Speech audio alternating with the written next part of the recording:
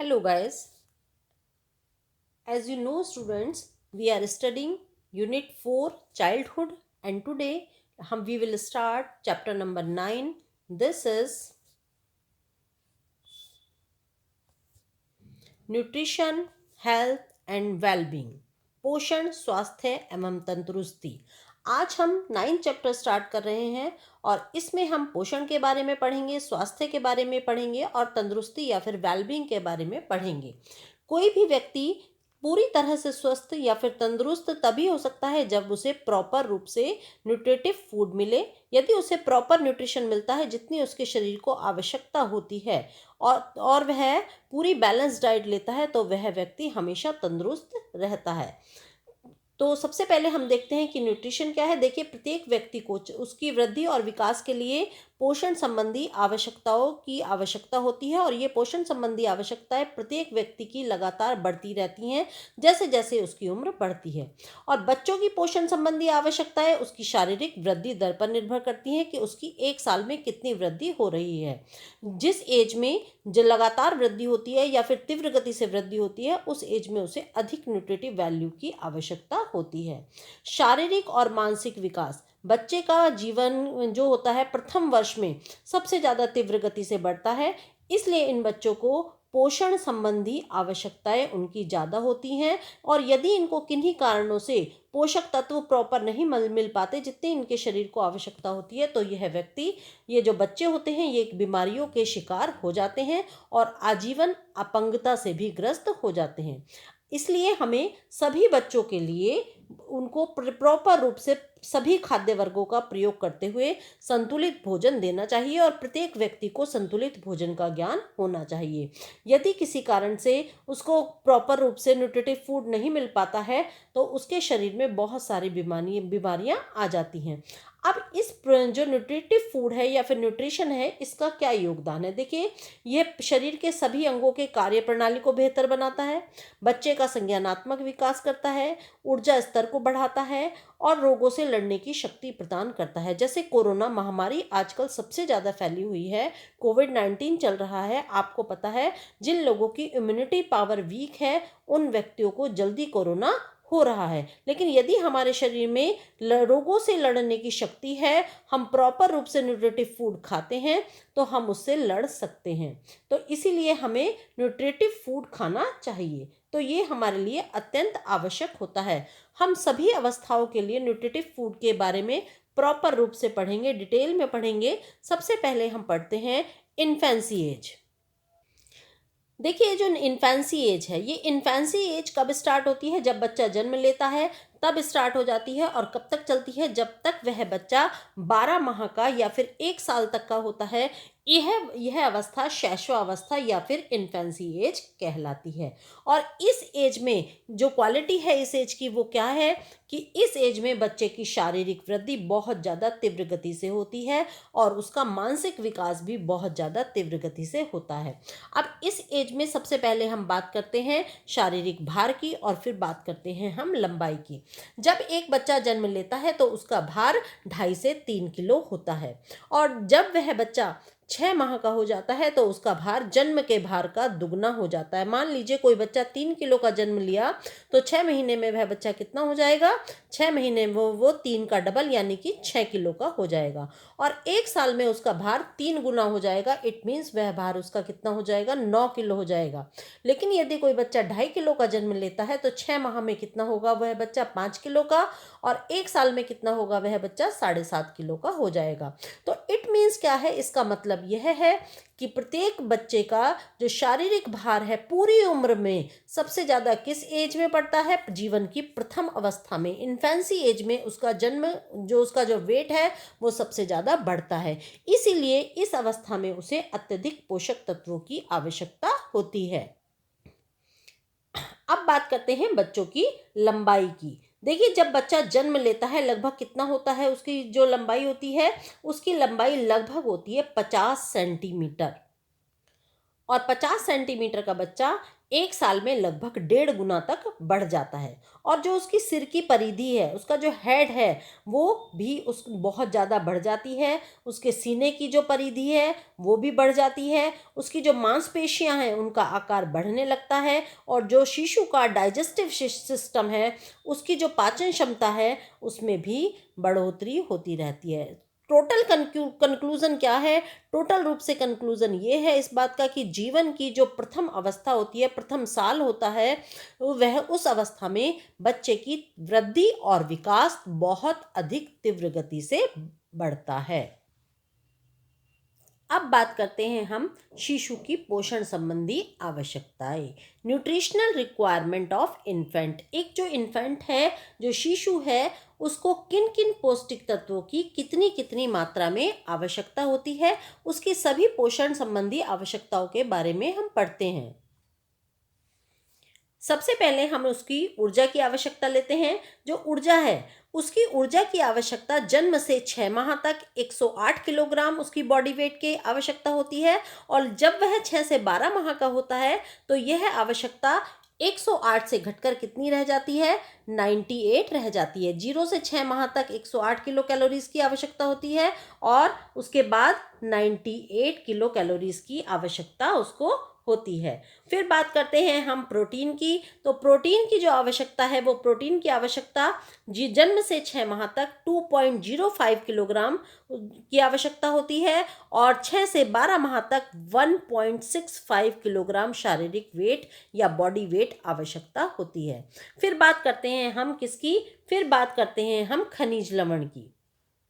जो खनिज लवण है वो हड्डियों और दांतों के निर्माण के लिए कैल्शियम और फास्फोरस, इन दोनों की सबसे ज़्यादा आवश्यकता होती है। और उसके बुद्धि के विकास के लिए और मानसिक विकास के लिए आयोडीन सबसे ज़्यादा आवश्यक होता है। और हीमोग्लोबिन के निर्माण के लिए उसको आयरन की आवश्यकता होती है। फिर बात करते हैं विटामिन की। जो विटामिन है, विटामिन उसको किस लिए चाहिए? रोग प्रतिरोधक क्षमता के विकास के लिए उसे विटामिन की आवश्यकता होती है। और विटामिन क्या है? वो उस एक विटामिन एक प्रोटेक्टिव एलिमेंट है जो उसको बीमारियों से बचाता है।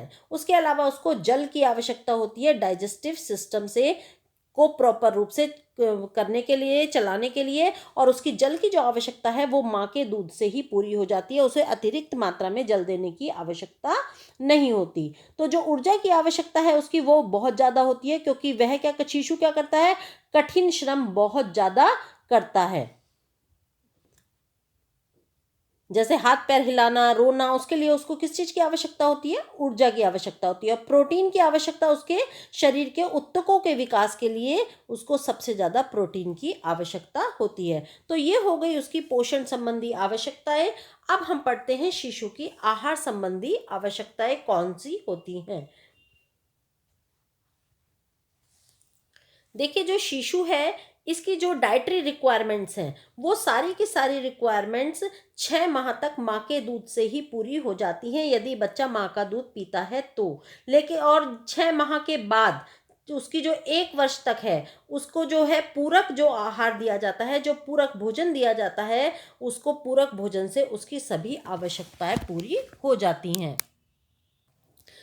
तो इसलिए उसकी माँ को प्रॉपर रूप से न्यूट्रिशियस फूड देना चाहिए। यदि उसकी माँ को न्यूट्रिशियस फूड मिलता है तो वह बच्चा जो अपनी माँ का दूध पीता है, उसकी प्रॉपर रूप से जो ग्रोथ है प्रॉपर रहती है। उसकी माँ को प्रोटीन, कैल्शियम, आयरन और ये सब भोज्य पदार्थ में जरूर देने चाहिए। और कुपोषण से बचने के लिए उसे पर्याप्त मात्रा में दूध, सूप, फलों का रस और जल, ऐसे तरल पदार्थ जरूर देने चाहिए।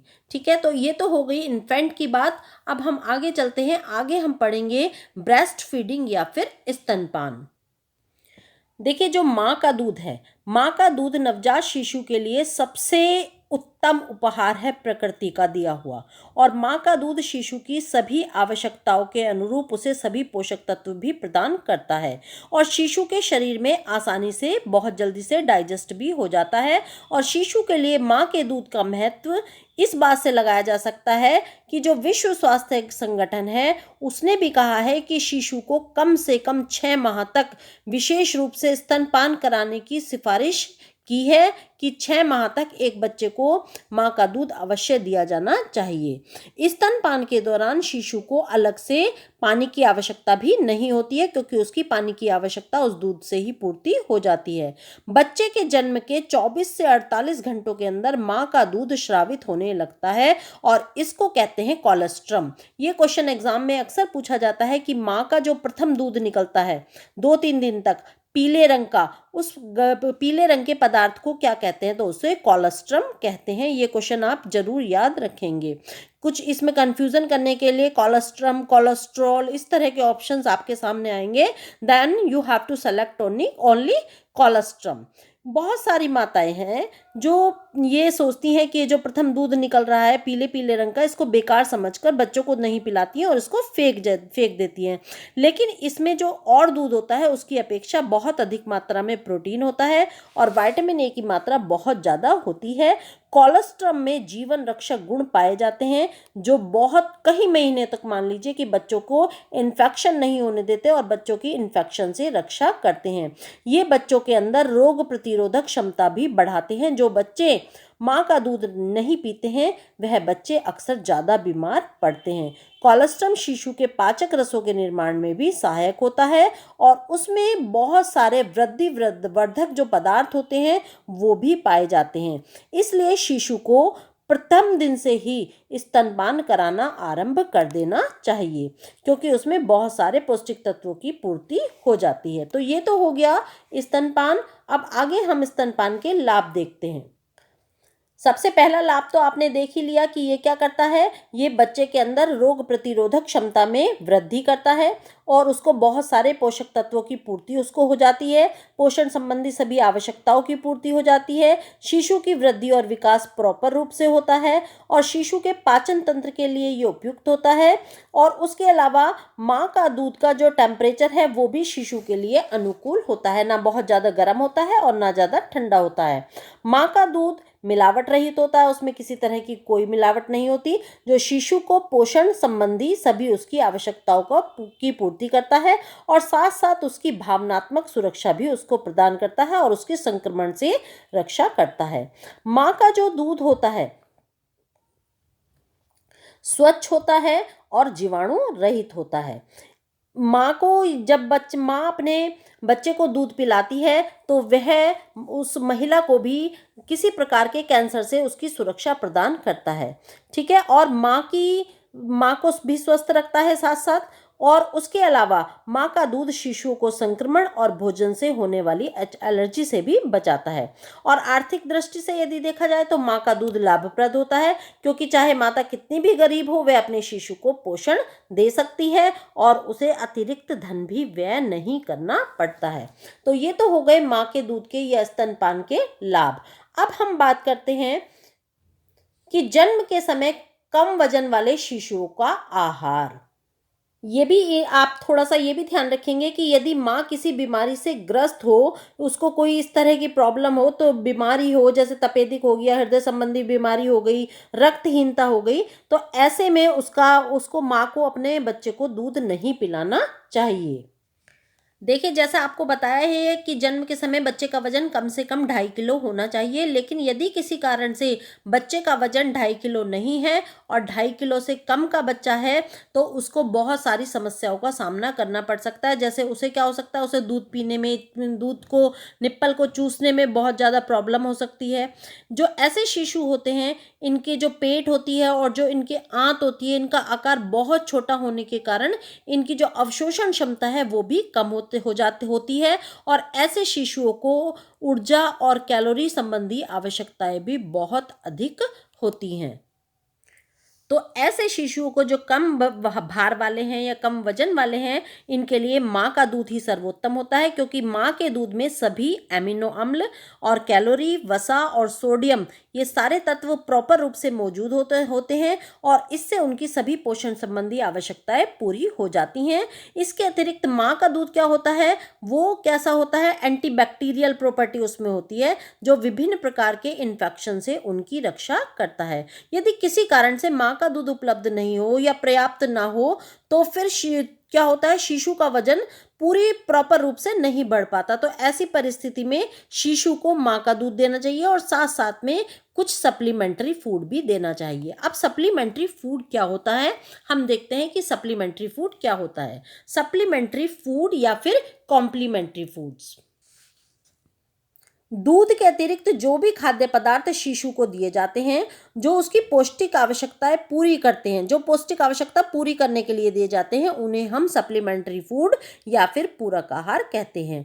शिशु को पूरक आहार देने की प्रक्रिया को क्या कहा जाता है, स्तन्यमोचन भी कहा जाता है। कभी कभी ये भी क्वेश्चन पूछ लिया जाता है कि स्तन्यमोचन क्या होता है, तो शिशु को पूरक आहार देने की प्रक्रिया को स्तन्यमोचन कहा जाता है। ये ध्यान रखेंगे, एग्जाम में क्वेश्चन अक्सर आता है और बच्चे कंफ्यूज हो जाते हैं कि स्तन्यमोचन क्या होता है।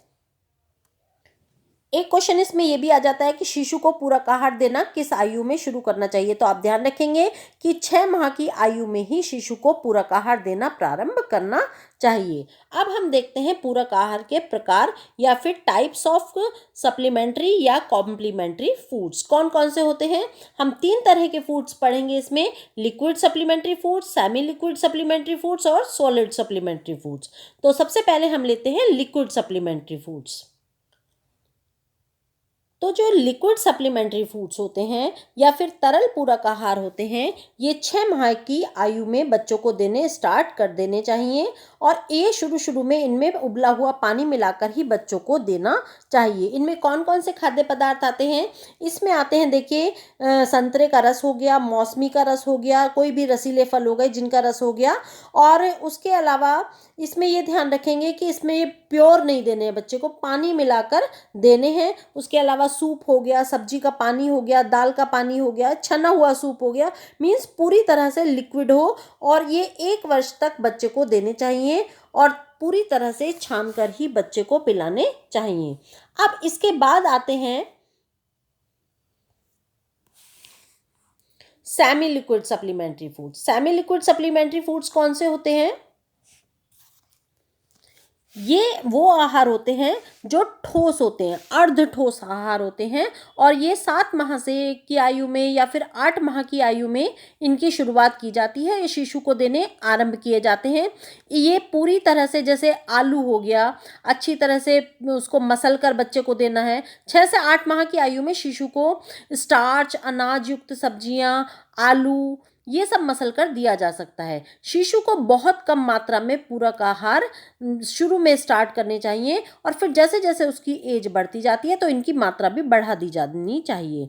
इसमें उबले हुए अंडे का पीला भाग, अच्छी तरह से पकी हुई दाल हो सकती है, मसला हुआ केला हो सकता है, अच्छी तरह से पकाई हुई, यदि नॉनवेज खाता है बच्चा तो उसको फिश भी आप दे सकते हैं। ये उसको 1 वर्ष का पूरा होने पर शुरू की जा सकती हैं। इसके बाद आती है अब solid supplementary food. Solid supplementary foods means ठोस पूरक आहार, जो पूरी तरह से ठोस होते हैं।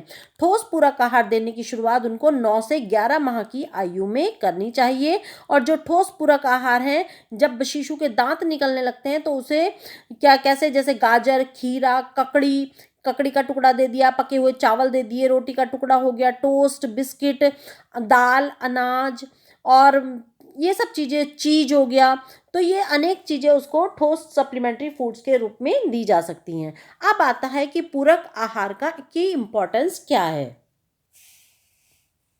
देखिए, जो पूरक आहार है इनकी इम्पोर्टेंस देखते हैं हम। पूरक आहार शिशु की जो ऊर्जा है और उसकी पोषण संबंधी आवश्यकताएं हैं, इनको पूरा करने के लिए पर्याप्त मात्रा में इनको ऊर्जा, प्रोटीन और पोषक तत्व उपलब्ध कराते हैं। दूध के साथ साथ पोषक आहार देने से शिशु की आहार एवं पोषण संबंधी को जितनी भी आवश्यकताएं होती हैं उन सभी आवश्यकताओं को पूरा किया जा सकता है। अब हम देखते हैं गाइडलाइंस फॉर कॉम्प्लीमेंट्री या फिर सप्लीमेंट्री फीडिंग। एक पूरक आहार के लिए दिशा निर्देश क्या क्या होने चाहिए। शिशुओं की सभी पौष्टिक आवश्यकताओं को पूरा करने के लिए जो पूरक आहार है वो पूरी तरह से कैलोरी से भरपूर होना चाहिए और प्रोटीन के भी उसमें कम से कम 10% जरूर होना चाहिए। प्रोटीन से कम 10% ऊर्जा उसको मिलनी जरूर चाहिए। शिशु को एक बार में एक ही खाद्य पदार्थ देना चाहिए, बार बार ये नहीं कि थोड़ी थोड़ी देर में एक ही साथ मिक्स करके सब खिला दिया, नहीं, उसको एक एक खाद्य पदार्थ थोड़ी थोड़ी देर के बाद देना चाहिए। पूरक आहार देने की प्रक्रिया में दूध पिलाने की बोतल और अन्य बर्तनों का इस्तेमाल करते समय प्रॉपर रूप से सफाई का ध्यान रखना चाहिए, जिससे बच्चे को किसी प्रकार का इन्फेक्शन ना हो। कोई नया जो भी आप खाद्य पदार्थ देना है आपको, वो कम मात्रा में 1 चम्मच या 2 चम्मच ही देना चाहिए। और ये जो ठोस आहार है ये बहुत ज़्यादा पतला नहीं होना चाहिए, जिससे उसे शिशु को निगलने में प्रॉब्लम हो। उसके अलावा शिशु को भोजन खाने के लिए ज़बरदस्ती नहीं करनी चाहिए। जब वो कुछ मांगे खाने के लिए तभी देना चाहिए। और उसको कम नमक और मिर्च मसाले कम देने चाहिए, मीठा बहुत ज़्यादा नहीं देना चाहिए। और यदि उसके दांत निकल रहे हैं तो उसे पतले पतले टुकड़ों में काट कर फल और सब्जियां देनी चाहिए, जिससे वो उनको अपने दांतों से क्या करें, दांतों से काट के खाए। यदि बच्चा भोजन पसंद नहीं करता है तो उसे खाने के लिए ज़बरदस्ती कभी भी नहीं करनी चाहिए। जो चीज़ वह खाए वह ही उसको खिलाना चाहिए।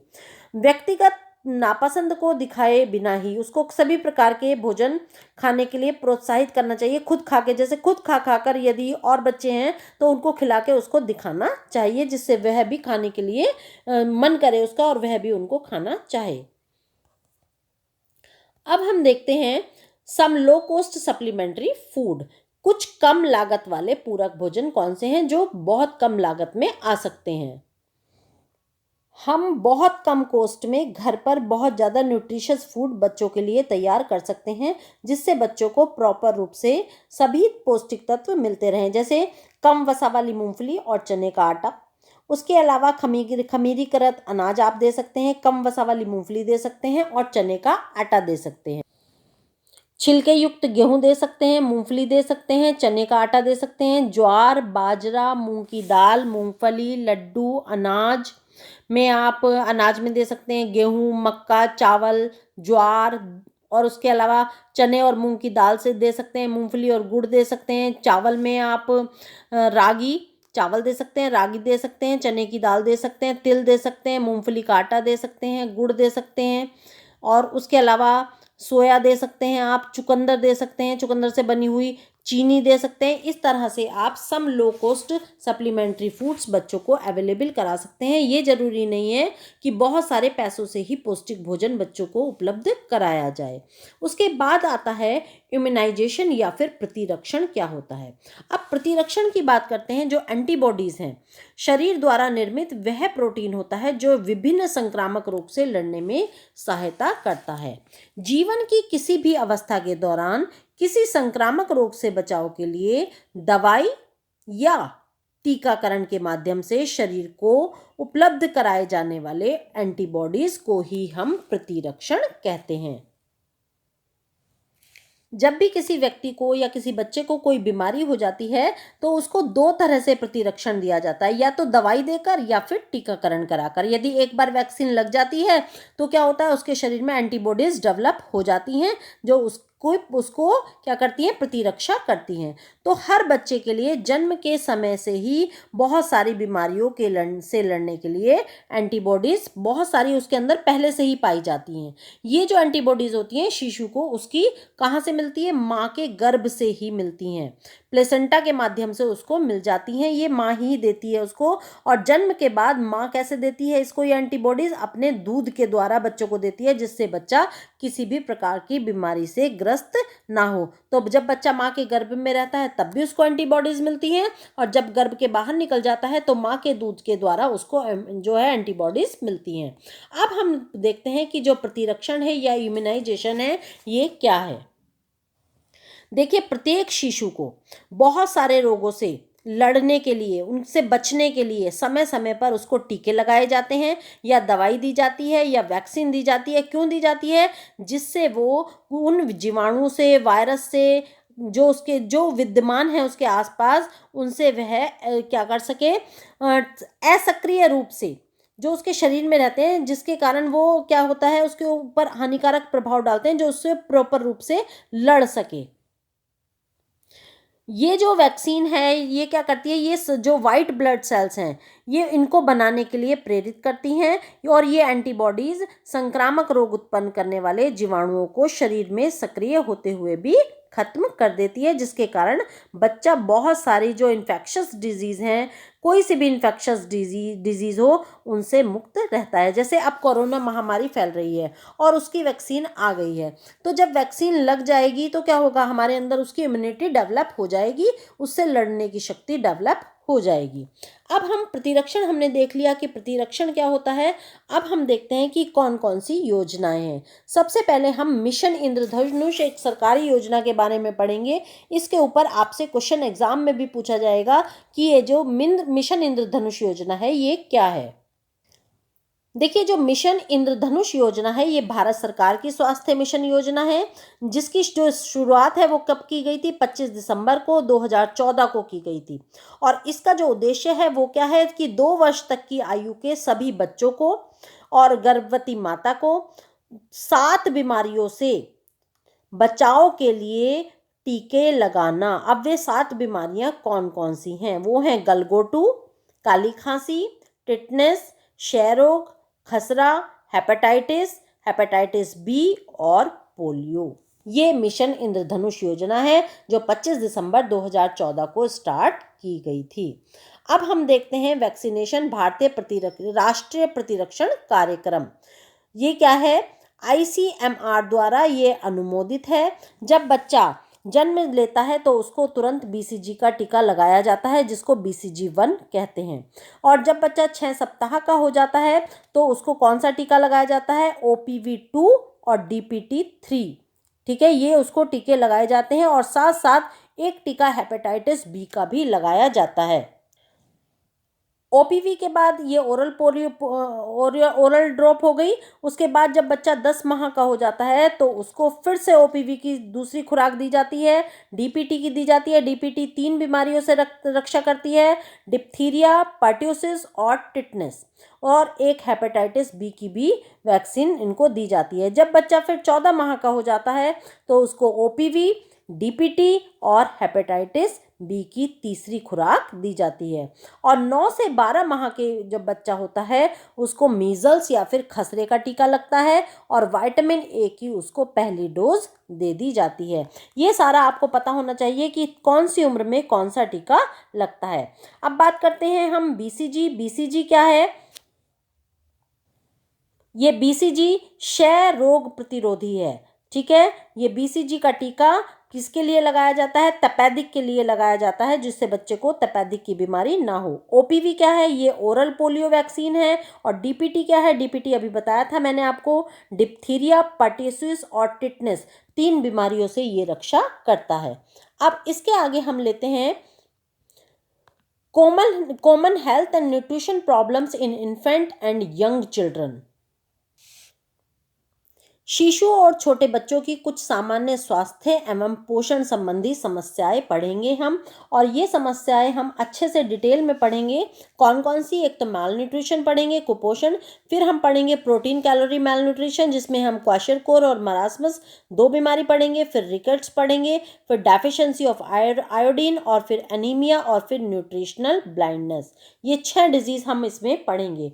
तो सबसे पहले हम क्या लेते हैं, सबसे पहले लेते हैं हम बच्चे माल न्यूट्रिशन या फिर कुपोषण। अब ये कुपोषण क्या है, कुपोषण पोषण की स्थिति है जिसमें क्या, पोषण की ऐसी स्थिति है जिसमें एक या एक से अधिक पोषक तत्वों की कमी, ऐसा जरूरी नहीं है कि कमी ही हो, या अधिकता, या फिर उनका असंतुलन, इनके कारण बच्चे के स्वास्थ्य में गिरावट आने लगती है। माल मीन्स कुपोषण, माल मीन्स कु का मतलब क्या होता है, बुरा पोषण। कुपोषण का मतलब क्या है, बुरा पोषण, जिसको ग्रहण करने से व्यक्ति की उसकी शारीरिक आवश्यकताओं के अनुकूल उसको पोषक तत्व नहीं मिलते हैं और जिसके कारण वो बच्चा अस्वस्थ हो जाता है। आई होप माल न्यूट्रिशन आपको क्लियर हो गया, कुपोषण क्या होता है। अब हम पढ़ेंगे प्रोटीन कैलोरी माल न्यूट्रिशन। प्रोटीन कैलोरी माल न्यूट्रिशन के अंतर्गत बच्चे हम 2 डिजीज पढ़ेंगे, एक पढ़ेंगे क्वाशरकोर और एक पढ़ेंगे हम मरासमस। तो सबसे पहले हम लेते हैं कि क्वाशरकोर क्या है।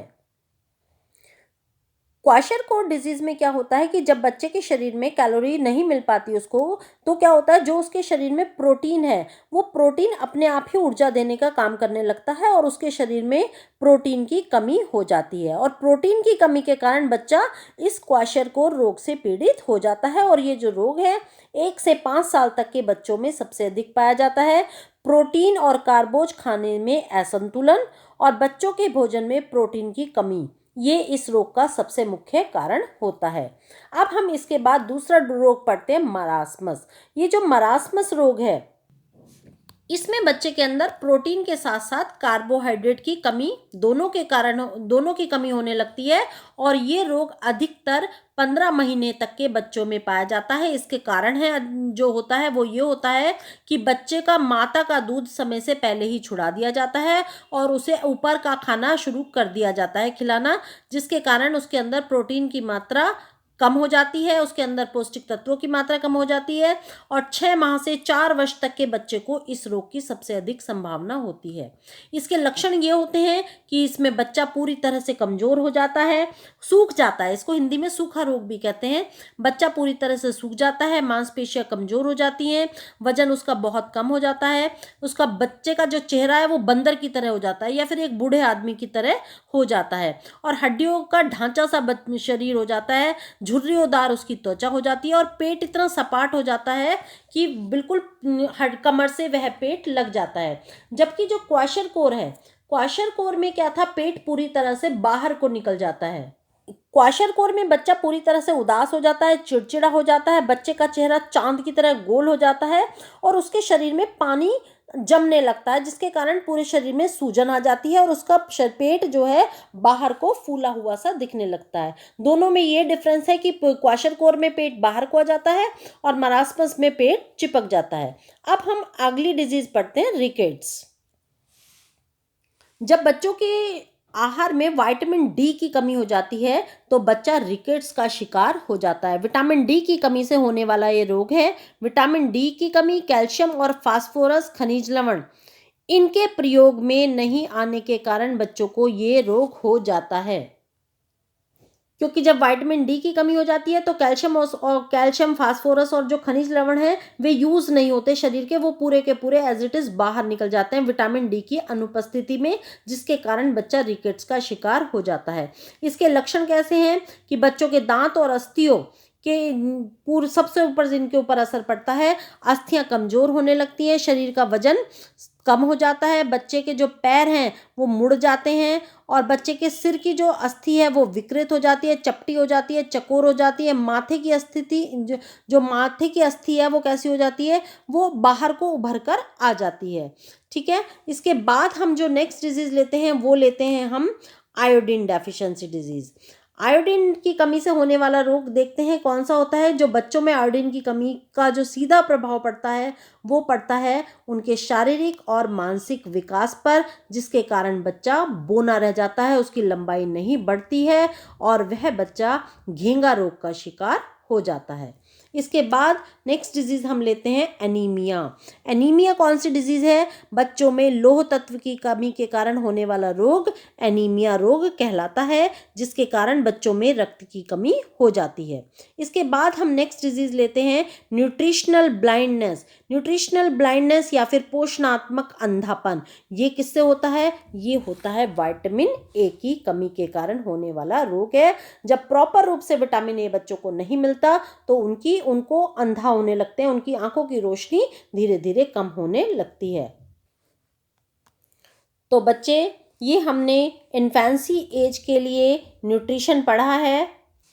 न्यूट्रिशन, हेल्थ एंड वेलबींग, तीनों चीज़ें हमने जो है वो एक इन्फेंसी या फिर शैशवावस्था के लिए पढ़ ली हैं। अब अगले स्लाइड में या अगली वीडियो में हम कौन से बच्चे पढ़ेंगे? अगली इस वीडियो में हम पढ़ेंगे विद्यालय पूर्व बच्चे। आज का हम क्विज लेंगे अब कि आज का क्विज क्या है, कौन कौन से क्वेश्चन इससे निकल कर आते हैं। देखिए, सभी बच्चे क्वेश्चंस जरूर अटेम्प्ट करें, जिससे पता लगता है कि आपको वीडियो कितना समझ आया। पहला क्वेश्चन है, माँ के दूध को क्या कहते हैं? मैंने बताया भी था आपको। आप एक ऑप्शन सेलेक्ट करेंगे जो ऑप्शन सही है और कमेंट बॉक्स में आंसर जरूर करेंगे। सेकंड क्वेश्चन अब हम लेते हैं। सेकंड क्वेश्चन आता है हमारा, बच्चों को पूरक आहार कब देना प्रारंभ करना चाहिए? यदि आपने वीडियो ध्यान से देखी है तो आप बिना देखे फटाफट आंसर टिक कर देंगे, आप सारे ऑप्शन पढ़ेंगे ही नहीं और कमेंट बॉक्स में तुरंत आंसर करेंगे। अब हम लेते हैं क्वेश्चन नंबर 3। शिशु को पूरक आहार देने की प्रक्रिया को क्या कहते हैं?